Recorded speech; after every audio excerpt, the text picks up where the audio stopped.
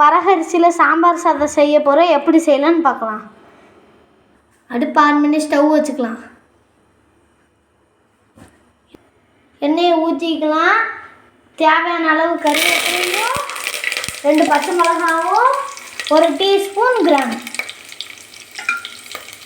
100 gram சின்ன வெங்காயம் போட்டுக்கலாம். 1 டேபிள் ஸ்பூன் இஞ்சி பூண்டு, 3 சின்ன தக்காளி போட்டுக்கலாம்.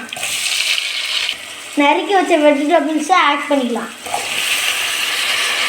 1 டேபிள் ஸ்பூன் மஞ்சள்தூள், 2 டேபிள் ஸ்பூன் சாம்பார் பொடி, கொஞ்சம் போல் கொத்தமல்லி செடி ஆட் பண்ணிக்கலாம். 1 உலக்கு அரிசிக்கு 3 உலக்கு தண்ணி. ஊற வச்ச அரிசியும் பருப்பையும் ஆட் பண்ணிக்கலாம். தேவையான அளவுக்கு உப்பு ஆட் பண்ணிக்கலாம். மூடி போட்டு மூடிடலாம். 3 விசில் வர்ற வரைக்கும் வெயிட் பண்ணுவோம்.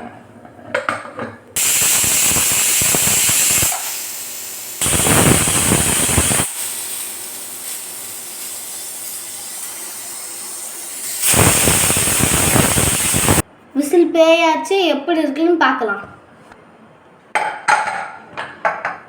அருமையான சாம்பார் சாதம் ரெடி.